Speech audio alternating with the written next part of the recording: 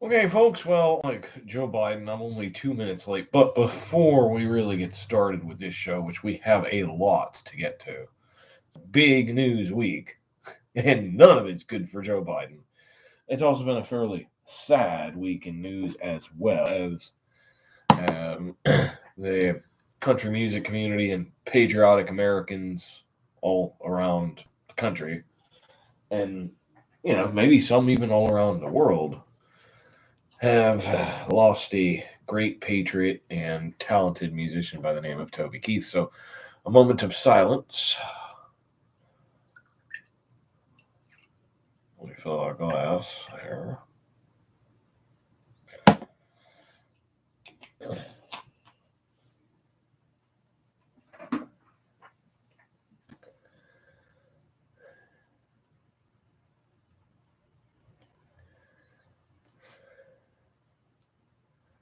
Rest in peace, Big Dog Daddy.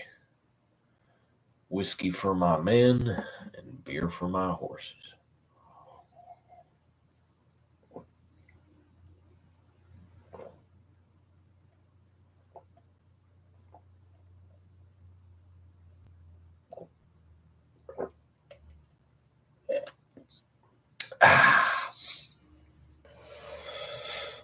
Now, we can get on to business. So, Joe Biden was released yesterday that special counsel would not prosecute. Why wouldn't the special counsel prosecute? Now, first off, the classified documents thing, he's had these things forever. There's images. He goes on to say, well, not like Trump. At Mar-a-Lago, they were at my house. They were locked up. Well, no. Why are they loosely scattered in boxes in the garage by the Corvette? I believe at one point your son was living there who's a junkie. And he could have been banging a Chinese horse. You could have taken those documents. No problem. And if Trump doesn't have presidential immunity, then why should Obama, when he bragged about SEAL Team 6 taking out Osama bin Laden, and then they went after SEAL Team 6, shot down their plane, I believe. Could be wrong about that. But anyway. So the special counsel, this is according to CBS News, Mr. What's his name? Hannity keeps calling him Ben-Hur. Robert, I think it's Robert Hur. I think.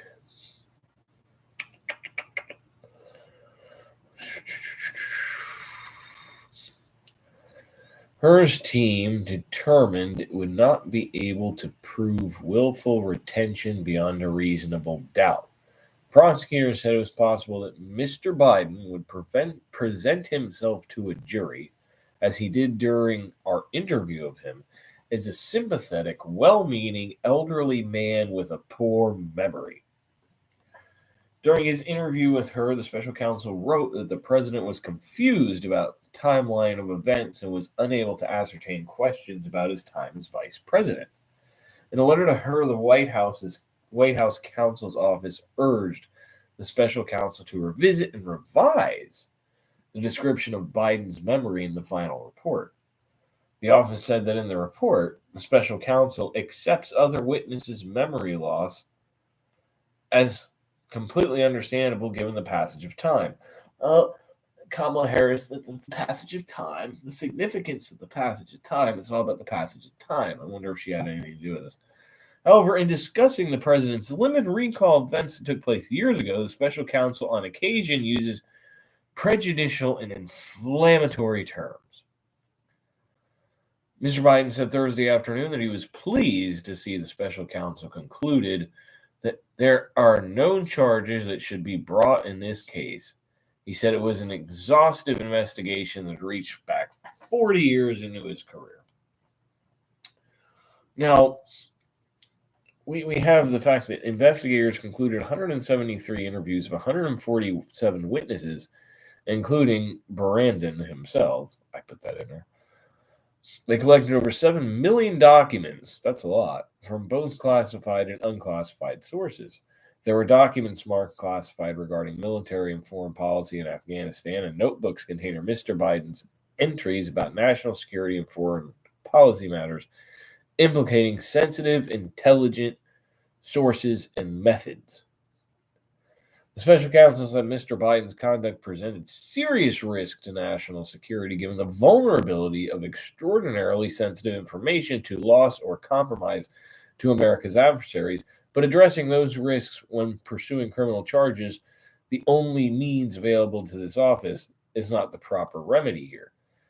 During Mr. Biden's 8 years as vice president, he took notes, some of which were related to classified subjects, including the president's daily brief, National Security Council meetings. The report had stated the notebooks Mr. Biden used were kept in his Virginia and Delaware homes, and he used them as reference material for his 2017 memoir, Promise Me, Dad, and shared contents with his ghostwriter.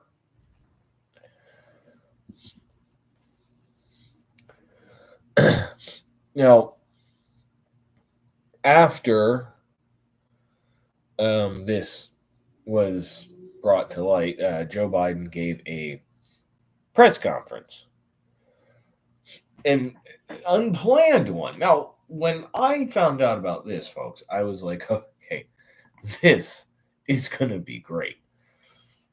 He's been getting worse and worse by the day, his dementia has. And I've said many times, I see this as elder abuse.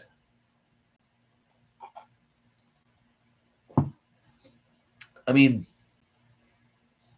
with Joe, could be one of two things. Either he has dementia or Alzheimer's, which kind of can be looped into one, or his brain, and I'm not trying to give him any credit, he's a piece of garbage, always has been, or his brain, for example, my late grandfather had a series of small strokes.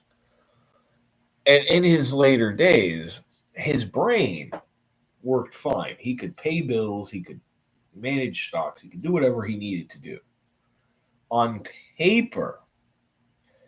But when he tried to speak, he would say he could not express himself.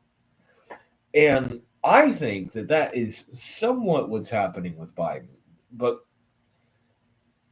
we don't know any of this, really, because all we see is what he does in public.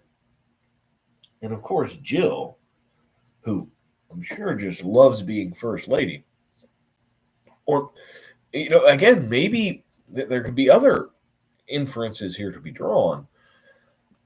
Joe could be a very violent and nasty person in private. Maybe Jill has said you need to step down and he flips out. This happens to a lot of old people with dementia or Alzheimer's. Remember this.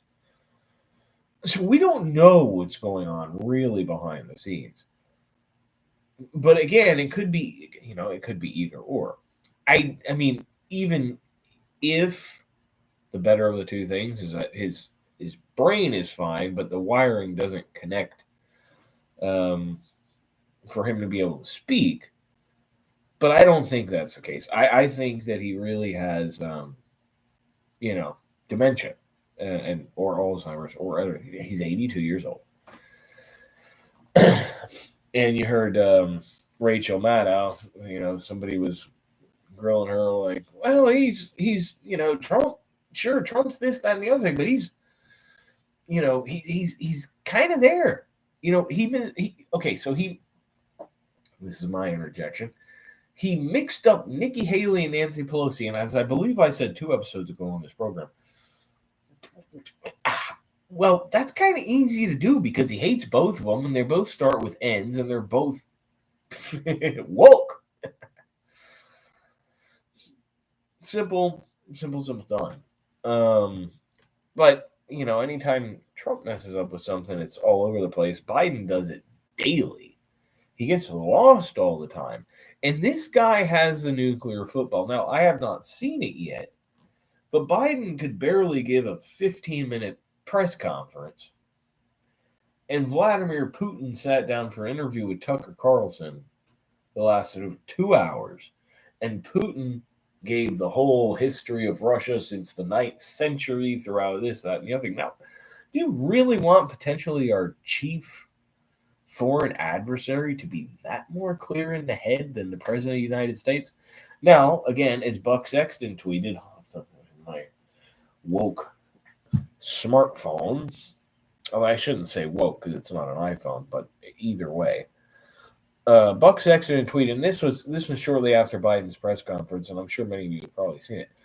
They could push Biden on stage in a wheelchair, blanket over his knees, drooling on himself, being spoon-fed applesauce, mumbling gibberish, and 95% of Democrats who voted for him in 2020 would vote for him again. Make no mistake, they would. And I guarantee you Buck is right, although he said on the show today, no, a bunch of people said it would be more like 99% because the Trump derangement syndrome is that bad. They don't care. But Biden, last night, I mean, he got all defensive. Yeah, I know. My son Bo died. They asked if I know. Of course, I remember the date. I remember every Memorial Day we get the roses from Saint Mother of Saint.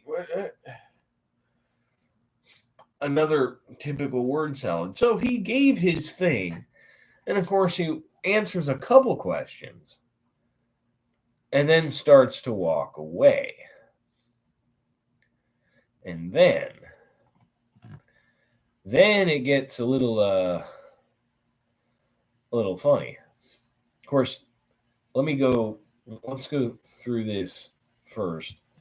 When he was giving the thing, he said, the special counsel acknowledged I cooperated completely.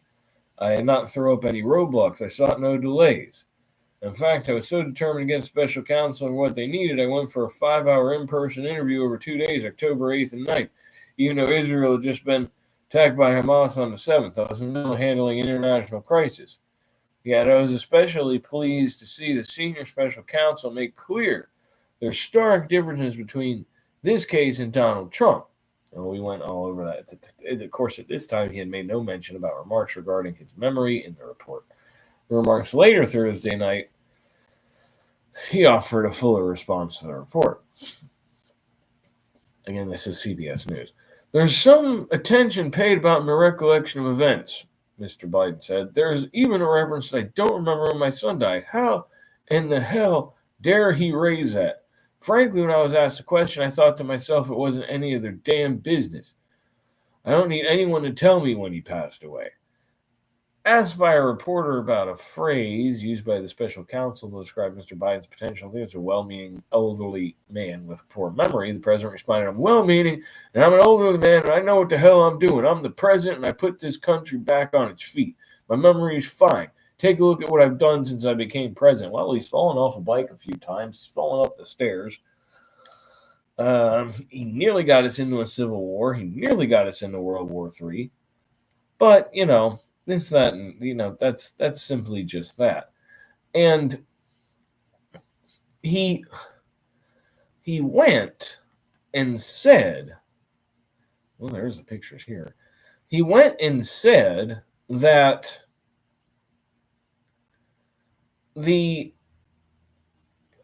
when he was going on with that, he said some reporter asked him about the situation with Israel and everything else, and he was like, "Yeah, it's pretty bad. I talked to let them in, the President Sisi in Mexico, and to get them in, they need efforts and aid and this." I'm paraphrasing. Basically how everything Joe says. But Sisi is the president of Egypt-ish, I believe. Now, of course, when I heard it, I thought he was, I don't know much anything about, the Middle Eastern country leaders other than ones that are complete blatant terrorists. I was like, well, maybe that's an actual president of Mexico, and he was confusing him with B, like the letters C. With Joe, you never know. He could have been meaning that too. You never know. It could just be to, and that would be a real screw up. It could just be to his credit that they're saying, oh, he just got confused. Although I don't understand how you can confuse. I mean, I guess both of them may. I don't even. They keep taking down the border fences and razor wire in Mexico, so I don't see how that could have anything to do with anything. But, you know, it's just one of those kind of scratch your head type moments that, I have no idea what the hell's going on. These people are just, and again, a lot of the Democrats,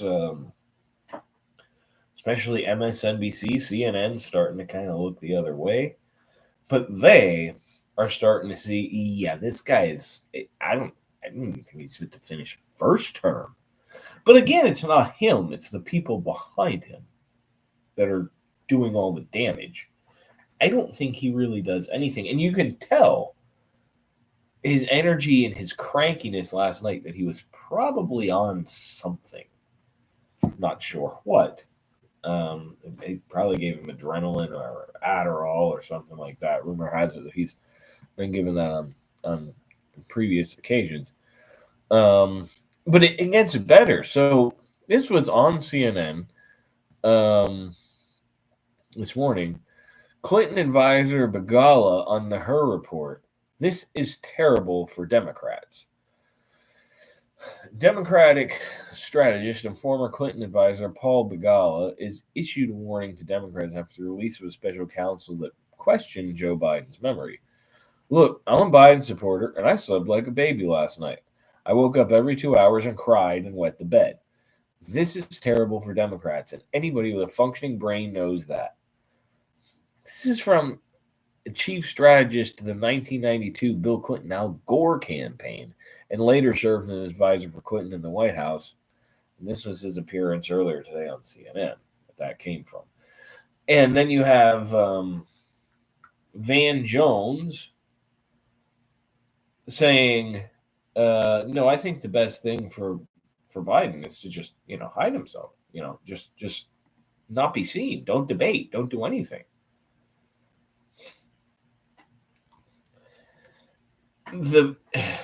And then, over the weekend, whatever it was, he got completely lost.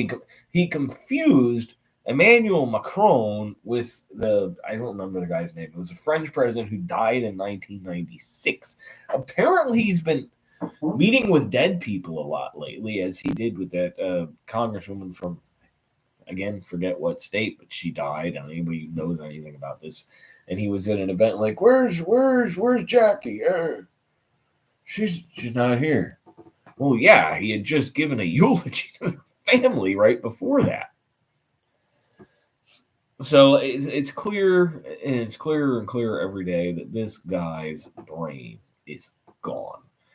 And he carries the nuclear football, and all the world's going to see that press conference he gave last night. Which, again, it just gets worse and worse and worse. And I don't think, I don't think we're safe as a country with this. I do think that the Democrats are now scrambling, but Kamala Harris is faring worse among likely voters by numbers than Biden. So,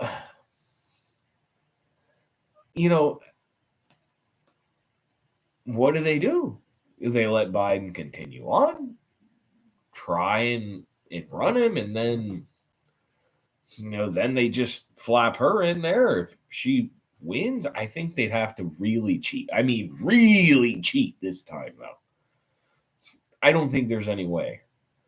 Now, on the other hand, remember, Kamala Harris is a black woman. If they booted her out, it would be horribly racist. On the other hand, then could use a Michelle Obama, Gavin Newsom ticket, or vice versa. I think it would be Michelle Obama at the top of the ticket and Newsom second. And in which case, unfortunately, 7, maybe 8 out of 10 women would vote for that ticket. And in that case, this country's screwed. Could you imagine a Newsom Obama? Holy shit.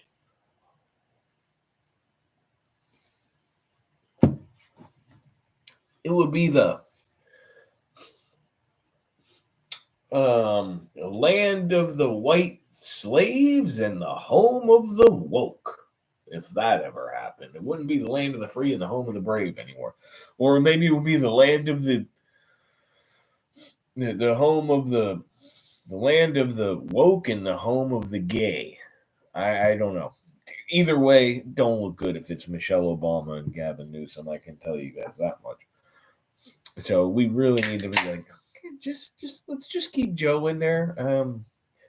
But they're Democrats. You never know what they're gonna try and do. And then if they don't vote for Michelle Obama, it's gonna be like, oh, it's black, it's racist.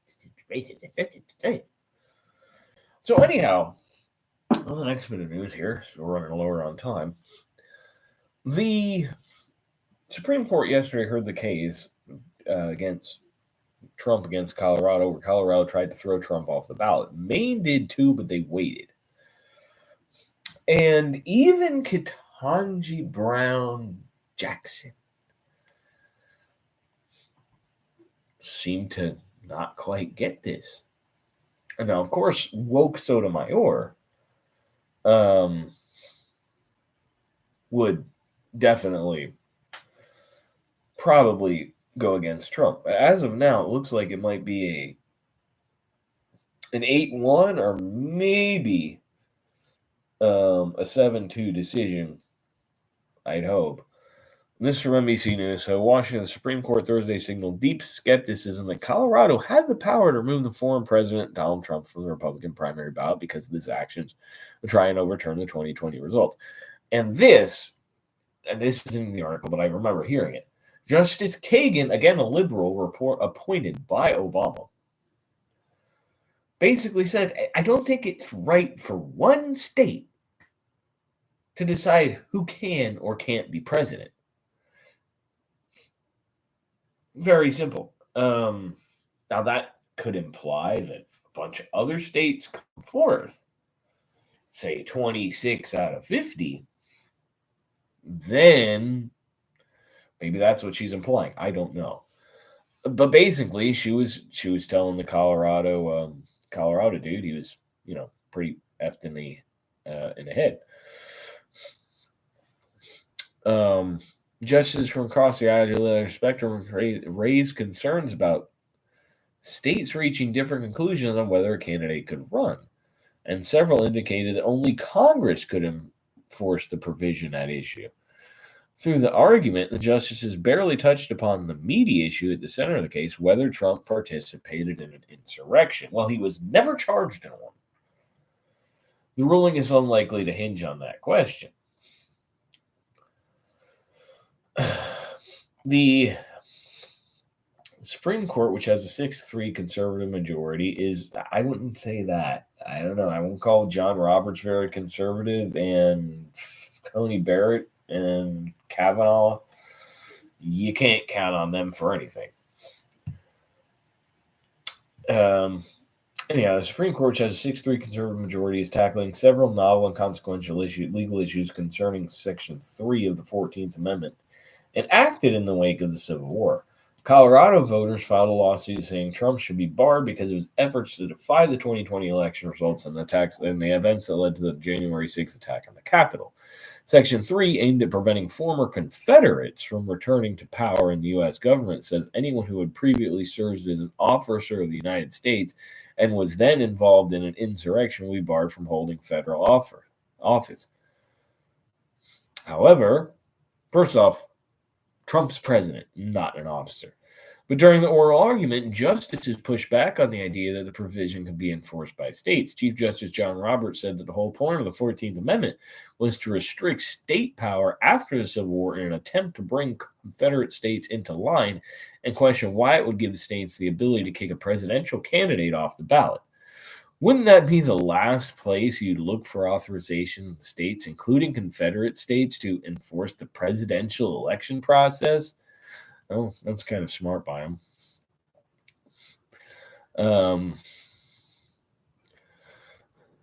Justice Amy Coney Barrett echoed the sentiment. It just doesn't seem like it's still. They'll go back to what Kagan said. Here we go.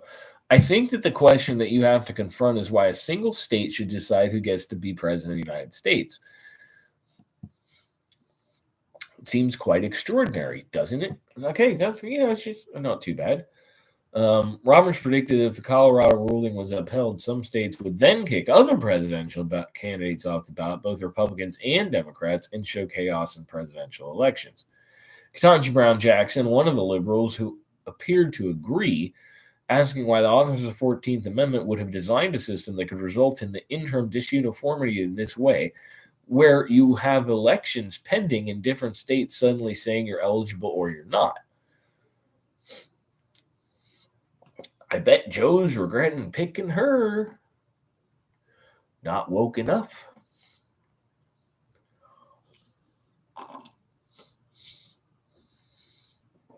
Anyhow, so the Supreme Court is hearing a case on an expedited schedule with a ruling expected in weeks. They're one of a dozen states that has their primary on March 5th, not 9th. So, we'll see. I mean, it's not like it would, matter. Trump would never win Colorado in a general anyway, I don't think. Who knows? With this latest Biden thing, you never know. But that's that. Now, to the last 3 minutes of the program. Again, I was angered. I had when I got to work on Tuesday, I first seen the news that Toby Keith had passed away. It's on my normal feed.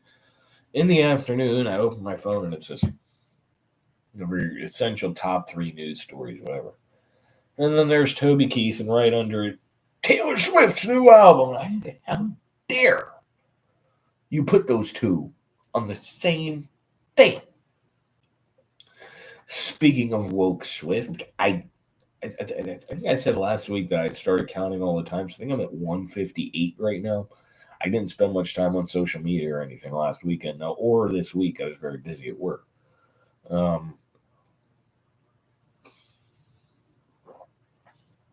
But on the bets for the Super Bowl, one of the most trending bets is that whether or not Travis Kelce will perform to Taylor Swift. You know what my response to that is? A flatulent one.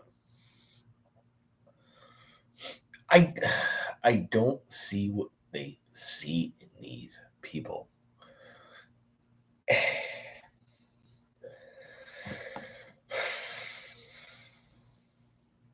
Beam me up, Scotty. It's too woke down here. Anyhow, we'll see. Budweiser apparently is going back to the Clydesdale commercials, giving an F you to PETA. Bud Light is apparently making beer for dudes again, not dudes pretending to be chicks.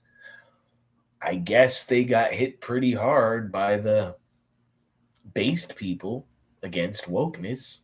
Just saying. And we'll see what else. But I am definitely 110%. I mean, it's the Kansas City Swifties or the San Francisco Junkies. Well, that's what lives around San Francisco, right? I'll take the Junkies over the Swifties any day. They're a little more logical. And then again, think about Gavin Newsom. Think about everything else. Somebody said, might be time to revoke the 19th Amendment. if it's a Newsom, Michelle Obama ticket, I might agree. And I'm not a chauvinist male. It's just too many women vote for women and guys they think look good, regardless of what the policies are. Cheers, folks. See you next week with another rundown. Again, rest in peace, Toby Keith. Red Solo cup, from you I drink up. Let's have a party.